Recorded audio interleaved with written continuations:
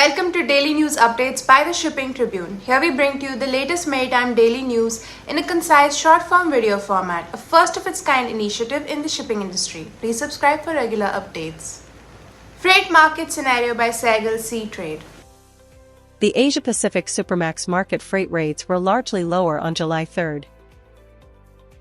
The Asia-Pacific Panamax market was a mixed bag on July 3rd. Iran to impose service fees on Strait of Hormuz transit offers special treatment to allies. Iran has confirmed that it will introduce new maritime service fees for commercial vessels transiting the Strait of Hormuz after a 60-day toll-free period, while offering preferential treatment to countries it considers friendly in a move that has heightened geopolitical tensions over one of the world's most critical energy corridors. According to Iranian officials, the decision follows a temporary US-Iran arrangement that allowed free passage through the strategic waterway, which carries around one-fifth of global oil and liquefied natural gas shipments. The announcement has drawn strong opposition from the United States, which maintains that the Strait of Hormuz is an international maritime passage that must remain open and free from unilateral restrictions or fees. Government withdraws emergency gas supply curbs as Hormuz LNG shipments resume. The government has withdrawn most emergency curbs on natural gas supplies after liquefied natural gas shipments through the Strait of Hormuz resumed following a ceasefire in the West Asia conflict. In a notification issued on Saturday, the Ministry of Petroleum and Natural Gas amended the Natural Gas Order 2026, removing key emergency provisions that had allowed the government to prioritize the allocation of domestically produced natural gas and imported LNG.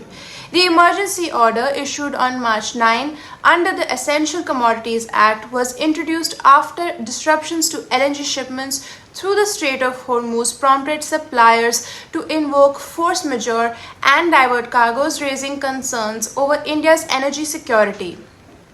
Tankers take U-turn in Strait of Hormuz, with some taking Iran route instead. At least 8 ships attempting to leave the Persian Gulf along the Omani coast turned back between Friday and Saturday, in the latest sign that reopening the Strait of Hormuz remains complicated by Iran seeking to assert its control over the key waterway. Some of the vessels continued with their transits by switching to a closer route to Iran.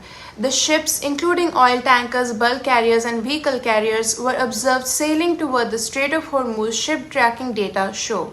Some had made it as far as the tip of the Musandam Peninsula that sticks out into the choke point before making sharp reversals. 1 crude tanker, 2 product tankers, and 1 bulk carrier then sailed northward to take an outbound route as dictated by Iran.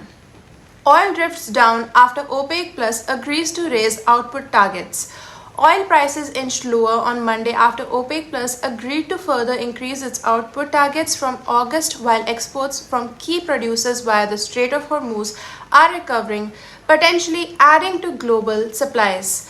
Brent crude futures fell 34 cents or 0.47% to $71.78 a barrel by 4:08 GMT after settling 0.45% high on Friday. US West Texas Intermediate crude was at $68.49 a barrel, down 20 cents or 0.29%. There was no settlement for WTI on Friday as US markets were closed ahead of the Independence Day holiday on Saturday. Thank you for watching the video. Please hit the like button if you liked the video, leave a comment down below, and subscribe to the Shipping Tribune YouTube channel if you haven't already.